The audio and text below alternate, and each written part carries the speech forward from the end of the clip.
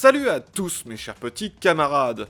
Force est de constater que peu d'œuvres de cette pop culture qui nous est si chère ont abordé les jeunes années de la révolution russe. Nos amis les ricains, qui en sont de grands pourvoyeurs, ont principalement usé et abusé de représentations de leur rival l'URSS durant la période de la Seconde Guerre mondiale, et plus encore comme Némésis durant la guerre froide, à grands coups d'austère chapka, ennemi du capitalisme, d'imitation d'accents slaves dangereux pour la démocratie, et de vils espions venus du froid alors qu'il fait vachement meilleur en Californie. Comme disait l'autre, l'ennemi est con, il croit que c'est nous l'ennemi alors que c'est lui. Eh bien, il y a un dessin animé culte qui a choisi ce décor, c'est Anastasia, à l'occasion des 100 ans de la Révolution d'octobre, mais aussi des 80 ans de Don Bluth, on vous propose de réunir le Soviet suprême pour décider que faire d'Anastasia.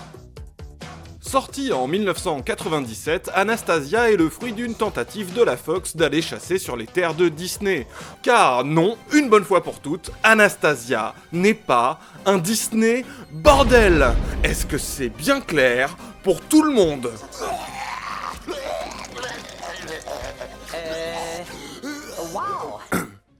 Pour ce faire, la Fox balance l'artillerie lourde en refilant un studio d'animation à 100 millions de boules aux compères Don Bluth et Gary Goldman, déjà considérés comme une sérieuse alternative à Disney, dont ils avaient claqué la porte, avec des films comme Brisby, Fievel ou Le Petit Dinosaure. Un Don Bluth qui avait d'ailleurs bien besoin d'un remontant de ce type après avoir enchaîné des bons gros bides et des réalisations franchement très en dessous de son talent habituel. A noter que le bonhomme sort ici un peu de son style habituel, à base d'animaux, d'histoires particulièrement sombres et mélancoliques, et de protagonistes ne parvenant à trouver la lumière qu'au prix d'éprouvantes traversées de l'enfer. Il s'embarque ici dans un film de princesse avec chanson, plus proche de ce que pouvait proposer la distinguée concurrence, bien qu'il ait déjà réalisé quelque chose dans le genre avec Pousselina, qui conservait des côtés assez atypiques et bizarroïdes, notamment dans ses personnages secondaires. Baltringue Compagnie est fier de vous présenter ce soir Pousselina.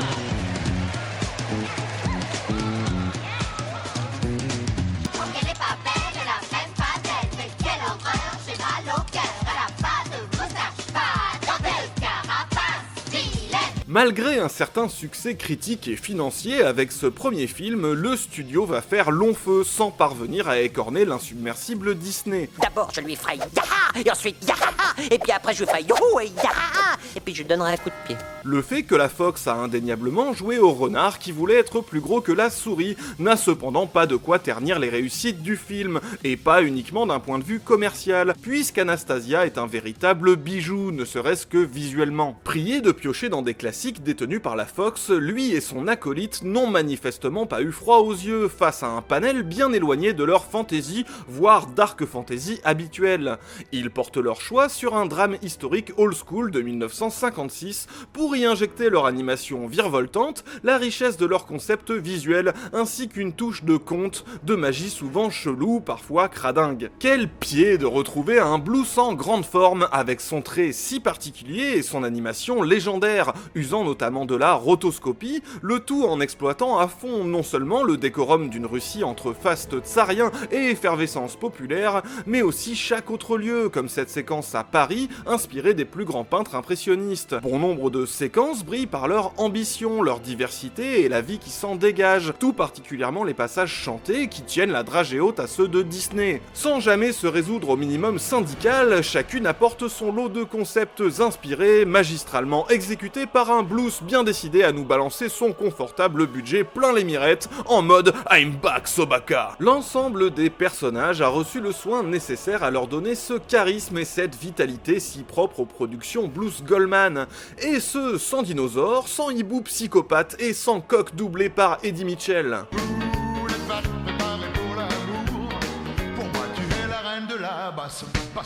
Personnellement, la seule chose qui empêche l'héroïne de rentrer dans mon top 3 princesse Disney, c'est que c'est pas un putain de Disney bordel. Quant à Rasputin, j'en parle même pas, tant une telle alchimie entre flippant, drôle et profondément dégueu a rarement été vue ailleurs. Du côté de l'histoire, on reste sur quelque chose d'assez classique, à base de « je suis une souillon, mais en fait je suis une princesse », mais avec des personnages bien caractérisés et une utilisation assez habile de l'inspiration historique. Le film se base bien évidemment sur la rumeur ayant longtemps couru de la survie de la jeune Tsarina, mais la petite subtilité c'est qu'il la mélange avec la version de l'histoire plus plausible à propos de Nana se faisant passer pour elle. Ici, il s'agit bien d'une arnaque visant à gratter de l'argent aux survivants de la famille impériale dont Anya est complice, sans savoir qu'en réalité elle est vraiment Anastasia. Bien joué Don Bluth, tu es un filou, tu es un bandit. Bon, mais pour en revenir à la représentation des premières années de la révolution russe, vous aurez bien compris que les ambitions historiques du film s'arrêtent à cette petite disquette. Les auteurs ont d'ailleurs été très clairs là-dessus, notamment parce que d'une, le destin de la famille Romanov en vrai,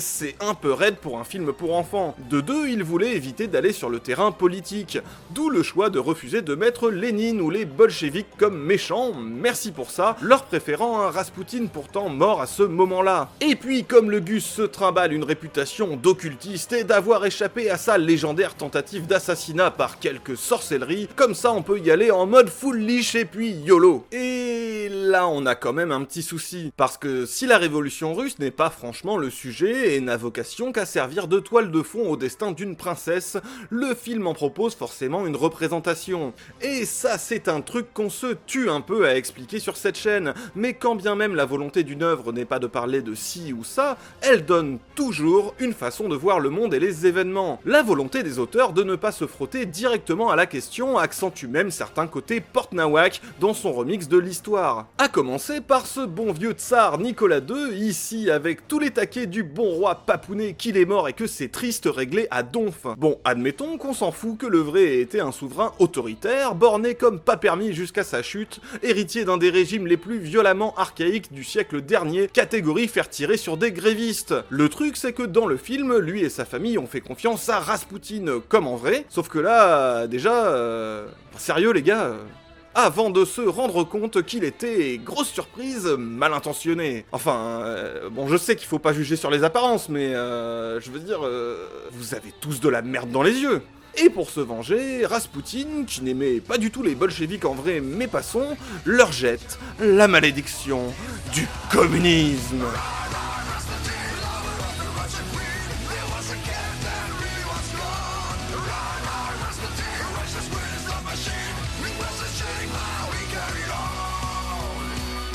Bon, c'est pas dit exactement comme ça, mais c'est vraiment ce qui se passe. La révolution, ici, c'est un sortilège lancé par un sorcier. Et d'ailleurs, chose rigolote, on sait pas trop qui c'est qui l'a fait. En tout cas, pas les gens, parce qu'avant, ils avaient l'air contents, et après, ils sont dégoûtés que ça a été la révolution, c'est la merde, ils veulent se barrer. Depuis la révolution, la vie n'a plus de couleur. Heureusement, y a les dragons pour nous réchauffer le cœur.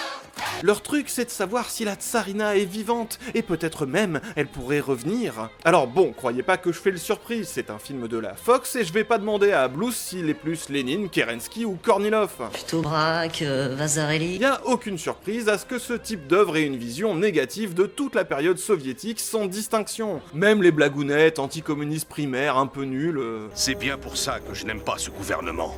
Il faut constamment qu'il voie rouge.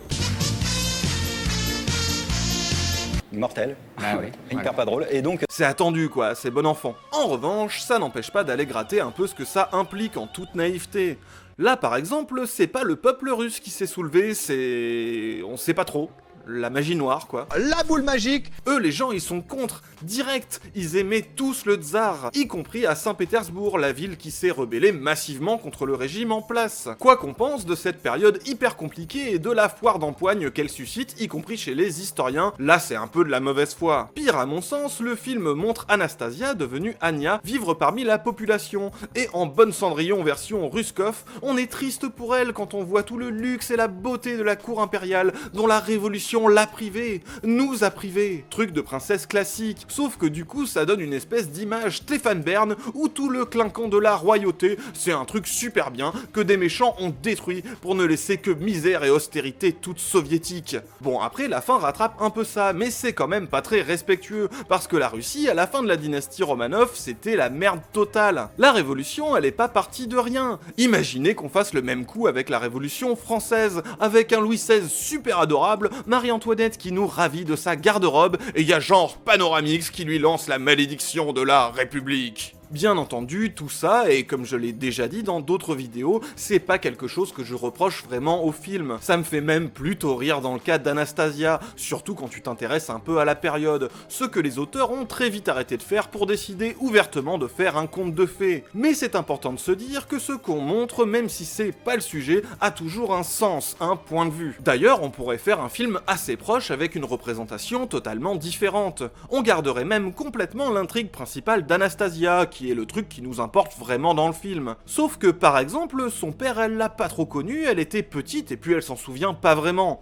On garde le côté cour impériale, mais on montre qu'il a pas voulu voir le reste, qu'il s'est accroché à sa couronne et que ça a causé sa perte. Même pas en faire un méchant, ça peut rester un papounet adorable, juste une figure tragique. Ça change rien au parcours d'Anastasia, ça ajouterait même un enjeu qui pourrait être pas mal, qu'elle découvre la dimension dramatique de la personnalité paternelle, qui a entraîné sa famille dans sa chute. Ou par exemple cette super scène de la rumeur à Saint-Pétersbourg, elle est grandiose, c'est incroyable comment ils font vivre la foule, les rues, sauf qu'au lieu que les gens gossipent en mode voici sur Anastasia, ça serait une pure façon de mettre en scène l'effervescence populaire de la période, surtout dans cette ville qui en était le cœur. Les discussions, les rumeurs, les mouvements de foule, les débats, les prises de bec, l'agitation, le procédé serait magistral pour ça. Faudrait juste resituer et changer un peu les paroles.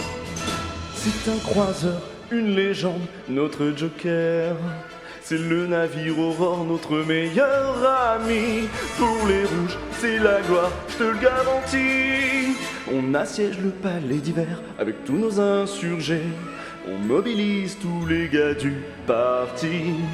Pense à tous les slogans qui vont pouvoir mobiliser. Si on s'y met ensemble, c'est du tout cuit. Tout le pouvoir Aux soviets, et la terre aux paysans, et le prolétariat pourra régner sans fin. Qu'est-ce qu'on dit, qu'est-ce qu'on chuchote à Saint-Pétersbourg, qu'est-ce qu'on crie, quel est l'histoire du jour.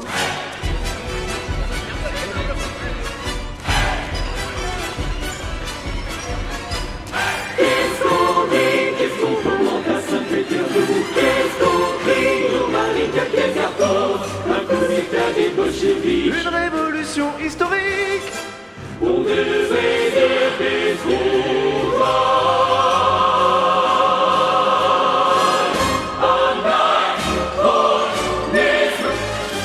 Quoi, c'est too much? Chut. Franchement, on peut même garder le rôle d'agitateur biclassé nécromant de Raspoutine.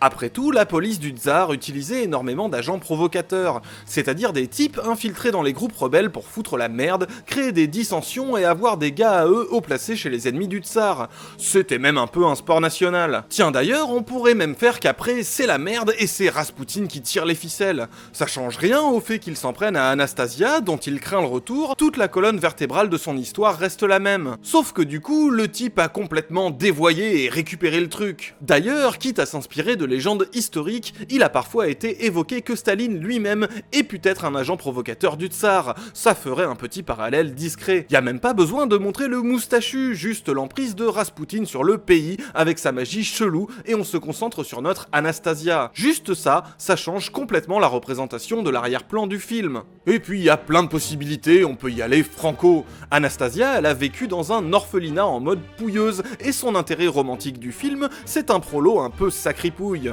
Et puis, quitte à ce qu'elle se détourne de son héritage, comme c'est un peu le cas ici, carrément elle se mettrait du côté du peuple pour insuffler un vent de justice et d'amour dans la révolution. En pétant la gueule à Raspoutine. Ça change pas. Et puis elle aura tous ses habits trop chouettes là, ça c'est non négociable, il faut que ça reste un film de princesse. Alors, que faire d'Anastasia ? Et ben déjà le déguster comme une bonne vodka bien fraîche et éventuellement s'en remettre un coup derrière la cravate parce que beaucoup de séquences ont un petit goût de reviens-y. Et puis éventuellement en faire ce qu'on veut, non ? Parce que la pop culture c'est à nous camarades, et tout le pouvoir à l'imagination.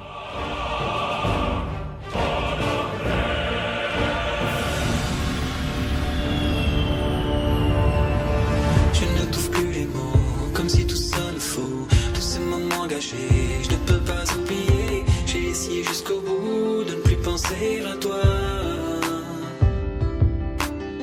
Me prendre dans tes bras, me chuchoter